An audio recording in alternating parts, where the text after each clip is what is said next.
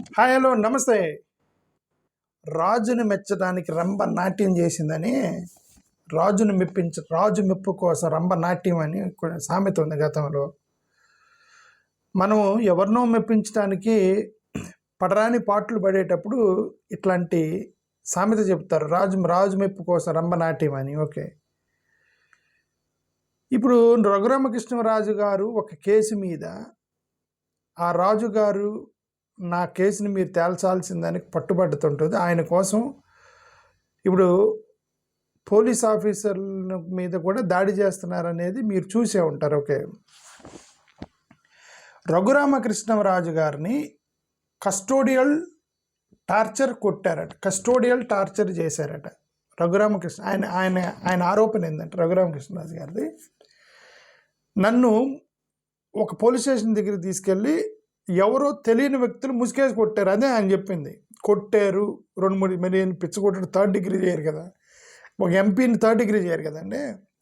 పైకి కిందకి ఏలాంటి తీసి కొట్టడం ఏం చేయరు కదా వాళ్ళు.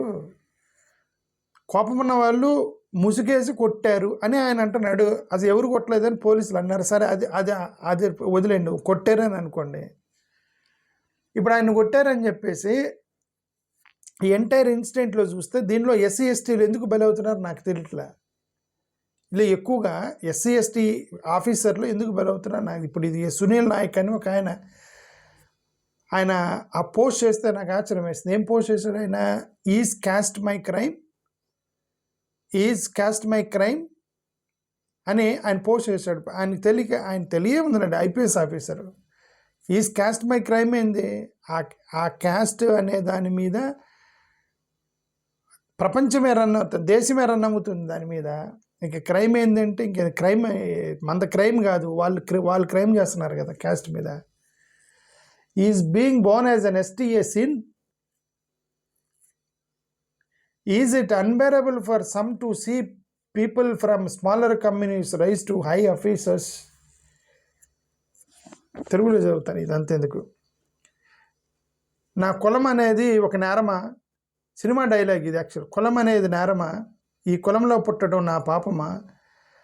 ఈ కులంలో చిన్న చిన్న కులాల్లో నుంచి పైకి ఎదుగుతూ ఉంటే చూసి భరించలేకపోతున్నారా? 2024 ఎఫ్ఐఆర్లో నా పేరు లేదు. 2024 ఎఫ్ఐఆర్లో నా పేరు లేదు. డెలిబరేట్గా 2021 ఇన్సిడెంట్లోకి నన్ను లాగారు, ఫాల్స్గా పెట్టారు. ఆ రోజు కేసు పెట్టింది నేను. ఈరోజు నన్ను బాధితుడిని చేశారు, నన్ను క్రిమినల్ని చేస్తున్నారు అని ఆయన ఒక పోస్ట్ చేశాడు. నేను ఐఐటి మద్రాసు చదువుకున్నాను. ఒక ట్రైబల్ వ్యక్తి ఐఐటి మద్రాసులో చదువుకున్నాను. ఎస్టీ లంబాడీ కులంలో నుంచి నేను ఐపీఎస్ పొజిషన్ తీసుకున్నా. ఆ కోటాలో మెరిట్ హార్డ్ వర్క్ మీద వచ్చాను. నేను టాపర్ని మా స్కూల్లో. కానీ ఇలాంటి ఆర్ఆర్ఆర్ కేసులో నన్ను కంప్లైనెంట్గా ఉండే నన్ను ఇప్పుడు దానిలో ఇరికిచ్చారు అని ఒక షెడ్యూల్డ్ ట్రైబ్కి సంబంధించిన నాయక్ గారు చేశారు. ఇది ఏంటంటే, నన్ను ఇరికించడానికి చేసే కుట్ర. ఓకే, ఎందుకంటే ట్రైబల్స్కి వాయిస్ లేదని వాళ్ళు అనుకుంటున్నారు. Officials who came today behaved. Okay, మా ఇంటికి వచ్చిన అఫీషియల్స్ కొంతమంది ఇండీసెంట్గా బిహేవ్ చేశారు. మా మదర్ బయటకు వస్తే మా మదర్ని హ్యూమిలియేట్ చేశారు. ఓకే, కంప్లైనెంట్ ఎవరైతే కంప్లైంట్ చేశారో అతను ఒకరోజు నాకు ఫోన్ చేసి, నేను ఎత్తకపోతే నాకు ఒక ఫ్రెండ్ ద్వారా ఒక మెసేజ్ పంపించారు. ఏమని? మాజీ ముఖ్యమంత్రి పేరు పివి సునీల్ కుమార్ పేరు చెప్పకపోతే నిన్ను అక్యూజ్డ్గా చేస్తాము అని నన్ను బెదిరించారు. ఆ కాల్ డేటా నా దగ్గర ఉంది, నేను పబ్లిక్లో పెట్టగలను. నన్ను ఎంతమంది ప్రెజర్ చేశారో, ఎంతమంది ఇన్ఫ్లుయెన్స్ చేశారో మొత్తం ఆధారాలు ఉన్నాయి నా దగ్గర. ఇవన్నీ నేను కోర్టులో సబ్మిట్ చేస్తాను. డెలిబరేట్గా నేను ఇవన్నీ దాచిపెట్టాను. ఓకే, ఒక పెద్ద కొన్ని గోల్డ్ గిఫ్ట్స్ దానికి సంబంధించిన కేసు ఒకటి ఉంటే దాని మీద ఎలాంటి ఎంక్వైరీ చేయలేదు. ఏమన్నాడు, there has been no enquiry into massive gold gifts worth crores. Okay, ఏదో మరి బంగారం గిఫ్ట్లు ఇచ్చారట, ఆ కేసు ఏదో ఉందంట, వేల కోట్ల రూపాయలు, దాని మీద ఎంక్వైరీ లేదట. శాండ్ గ్రానైట్ మీద ఎలాంటి ర్యాకెట్ జరుగుతుంది, దాని మీద ఎంక్వైరీ లేదు. ఇన్వెస్టిగేషన్ అంటే ల్యాండ్ స్కామ్లు జరిగితే ఇన్వెస్టిగేషన్ లేదు. ఒక హెచ్డిఎఫ్సి మేనేజర్ కళ్ళ ముందే ల్యాండ్ స్కామ్ జరిగింది, అయినా సరే ఇన్వెస్టిగేషన్ లేదు. కానీ నా క్రైమ్ ఏంటంటే, నేను లంబాడి వ్యక్తిని, ఒక ఐఏఎస్ ఆఫీసర్ని కాబట్టి అదే నా క్రైమ్ అయిపోయింది. అంటే పెద్ద పెద్దోళ్ళు నిజంగా క్రైమ్ చేస్తున్నారు, వాళ్ళు క్రైమ్ కాలేదు, నేనేం క్రైమ్ చేయకపోయినా నన్ను ఇరికిచ్చారు ఎందుకంటే నేను లంబాడి కాబట్టి అని ఆయన చెప్పింది. ఓకే, నా దగ్గర అన్ని ఆధారాలు ఉన్నాయి, అన్ని కోర్టులో పెడతాను అని చెప్పి సునీల్ నాయక్ చేసిన ఒక పోస్టు. సరే, ఆయన ఇదంతా పోస్ట్ చేసినా చేయకపోయినా నాకు కొన్ని డౌట్లు ఉన్నాయి. ఏంటంటే, ఈ కేసులో రఘురామకృష్ణరాజు గారు పెట్టిన కేసులో చాలామంది దళితులు ఉన్నారు. సునీల్ కుమారు, ఈయన నాయక్ సునీల్ కుమారు, ఒక 5-6 పోలీసులు ఇరుక్కున్నారు కదా. ఆ 5-6లో మెజారిటీ దళితులు ఉన్నారు. మీరు కావాలంటే చూసుకోండి. ఇక్కడ నాకు డౌట్ ఏంటంటే, ఈ దళితులే మరి ఎందుకు ఇరుక్కుంటున్నారు ఇట్లాంటి కేసుల్లో? అక్కడ ఐపీఎస్ ఆఫీసర్లు, ఐఏఎస్ ఆఫీసర్లు, డీజీపీలు, డిఎస్పీ ఆఫీసర్లు, పెద్ద వాళ్ళు కూడా ఉన్నారు కదా. ఒక రఘురామకృష్ణరాజుని కొట్టిన కేసులో మొత్తం దళితులు ఎందుకున్నారు? అంటే దళితులందరూ కుమ్ముగూడి కొట్టారు ఏంటి రాజుగారిని? అంత కోపం మా దళితులకి? లేదంటే ఇక్కడ దళితులు ఉన్నారు కదా అని చెప్పి దాన్ని ఫ్రేమ్ చేయడానికి ట్రై చేస్తారా? దళితులు ఉన్నారని ఫ్రేమ్ చేయడానికి ట్రై చేస్తున్నారా? లేదంటే దళితులు ఇరుక్కున్నారా? నాకైతే తెలియదు అసలు ఎందుకు. Why there are so many Dalits names in this case? Okay, మన అక్కడ ఓటుకు నోటు కేసులో అక్కడ ఇరుక్కుంది స్టీఫెన్, అతను ఒక దళితుడు. ఈ దళితులే ఎమ్మెల్సీలు క్రాస్ ఓటింగ్ చేసిన ఉండవల్లి శ్రీదేవి ఒక దళితురాలు. వీళ్ళందరూ కూడా ఇది ఇట్లాంటి కేసుల్లో వీళ్ళే ఇరుక్కుంటున్నారు అంటే ఇంక వీళ్ళు డబ్బుల కోసం దళితులు ఇలాంటి పనులు చేస్తున్నారని ఒకటి అనుకోవాలి. ఒకటే. రెండోది, వీళ్ళు దళితులు కదా అని చెప్పి వాళ్ళని ఇరికిస్తున్నారు. ఈ రెండిట్లో ఒకటి అయి ఉండాలి. దళితులు కదా, ఏముందరో వీళ్ళు ఏందరో మనం చేయటం, వాళ్ళని ఇరికించడం అనేది చేయాలి. లేదంటే వీళ్ళే 100-200 రూపాయలకి కకృతిపడి ఇరుక్కున్నారు అని మనం అనుకోవాలి. ఏదైనా సరే, కేసు ఏదైనా సరే వీళ్ళందరూ ఎక్కువగా దళితులు ఉన్నారు ఈ యొక్క కేసులో, ఎందుకనేది ఒక పెద్ద డౌట్. అయితే ఇప్పుడు నేను పోలీసుని అడిగేది ఏంటంటే, my question to the police department ఏంటంటే, ఎందుకు ఆంధ్రప్రదేశ్లో పోలీసులు ఒక ఎంపీని కొట్టారని ఇంతమందిని టార్చర్ పెడుతున్నారు, ఇంతమంది పోలీస్ ఆఫీసర్ని టార్చర్ పెడుతున్నారు. Remember this. ఒక రాజుగారిని కొట్టారని పోలీస్ ఆఫీసర్లను టార్చర్ పెడుతున్నారు. పోలీస్ ఆఫీసర్లే మళ్ళీ దళితులను టార్చర్ పెట్టారు. అంటే అది ఆకెళ్ళి ముళ్ళెళ్ళి ఆకు మీద పడ్డ, ఆకు వచ్చి ముళ్ళు మీద పడ్డ శనిగేది ఆకు అని ఉంది కదా. ఇప్పుడు అలాగే కొట్టబడేది దళితుడైనా, కొట్టింది దళితుడైనా, చివరికి ఇరుక్కునేది దళితుడు. అంతేగా.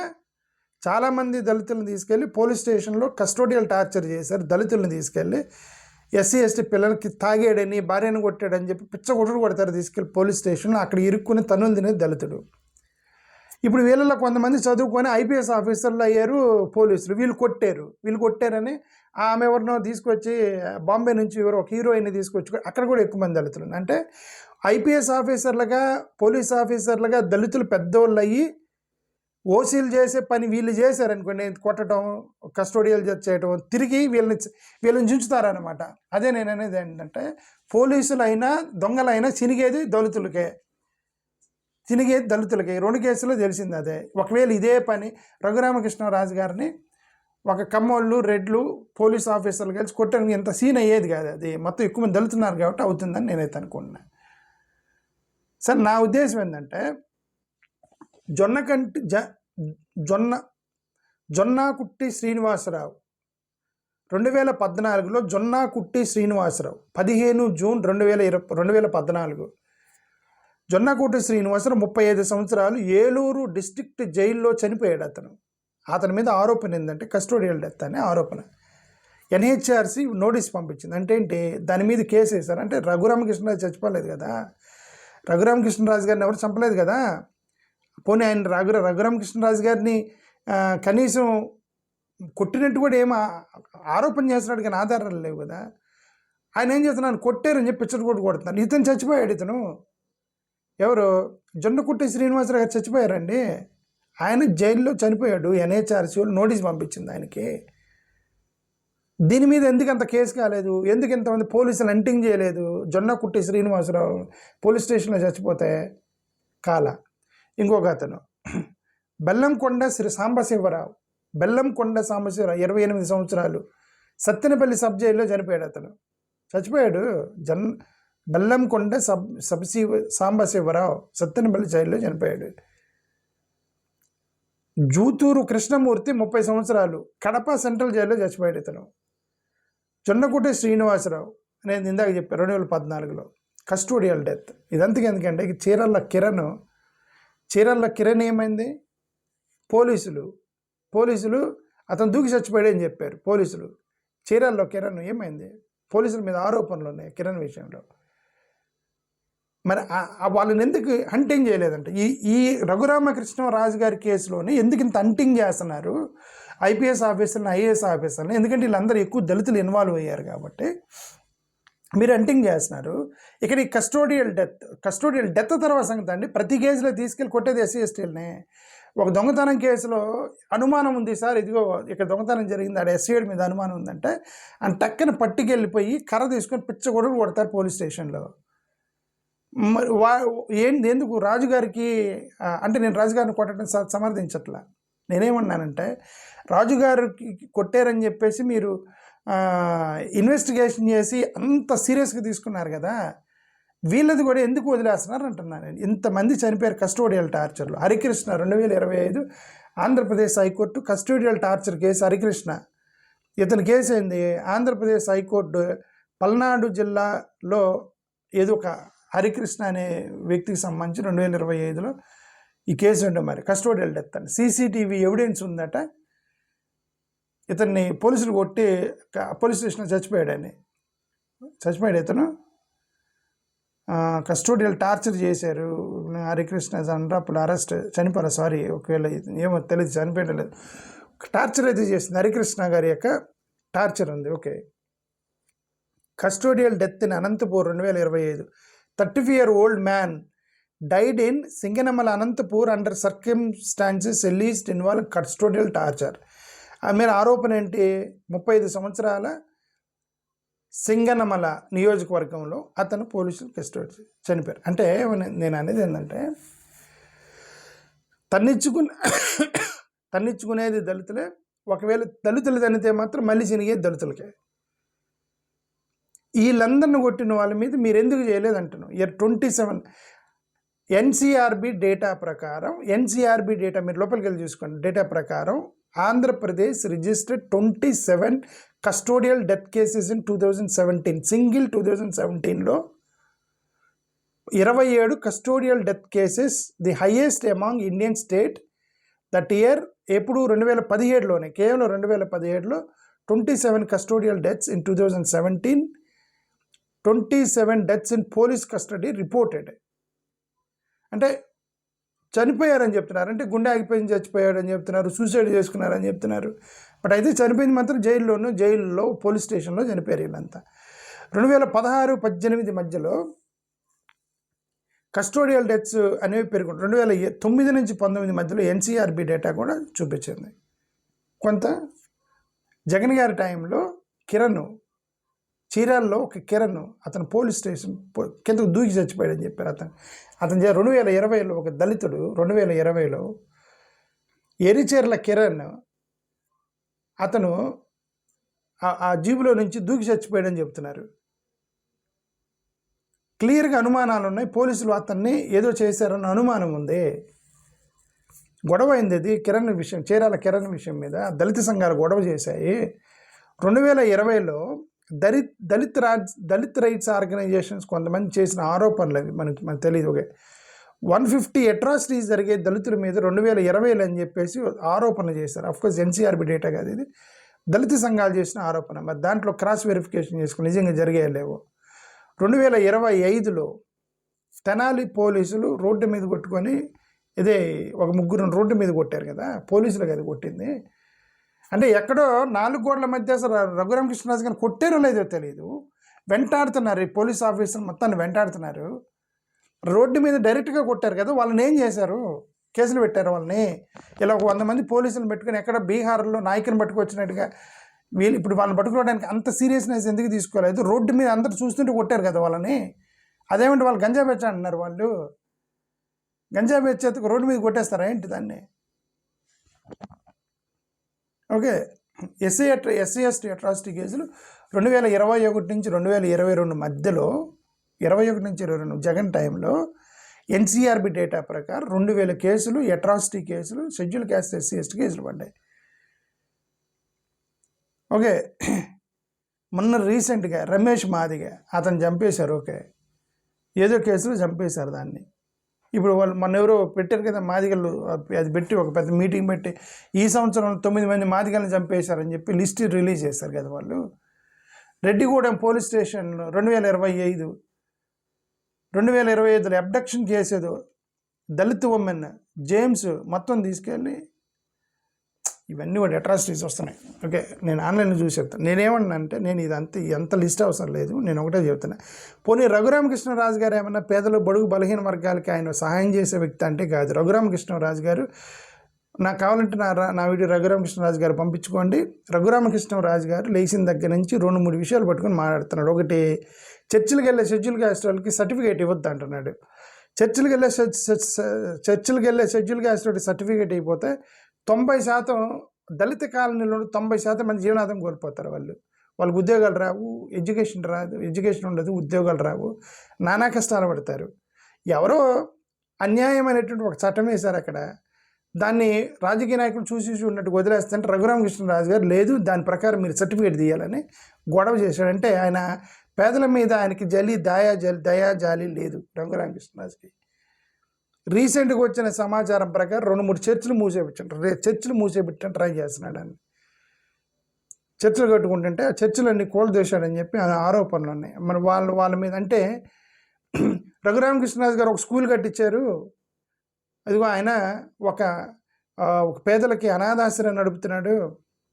రఘురామకృష్ణరాజు గారు ఎస్సీ ఎస్టీలకి దుప్పట్లు పంచాడు, లేదంటే కొద్దిగా అది చేశాడని అవి చూపించి ఇదిగో అంత మహానుభావుని కొట్టారు పోలీస్ స్టేషన్లో అని మీరు చెబితే పోనీ అనుకోవచ్చు.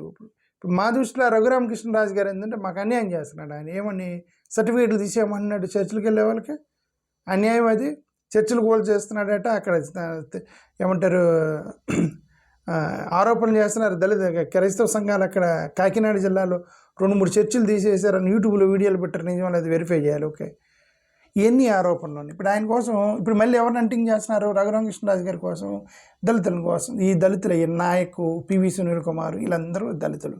వాళ్ళని అంటింగ్ చేస్తున్నారు. మీరు సరే చేశారు, చట్ట ప్రకారం వెళ్తున్నారు, కేసు ఫైల్ అయింది కాబట్టి, కోర్టులు చెప్పారు కాబట్టి ఇవ్వండి మేము చట్ట ప్రకారం పోవాల్సిందే, టార్గెట్ ఏం లేదు, వీళ్ళందరి పేర్లు ఉన్నాయి, ఎఫ్ఐఆర్లు ఉన్నాయి, పట్టుకురావాల్సిందే, పట్టుకురండి.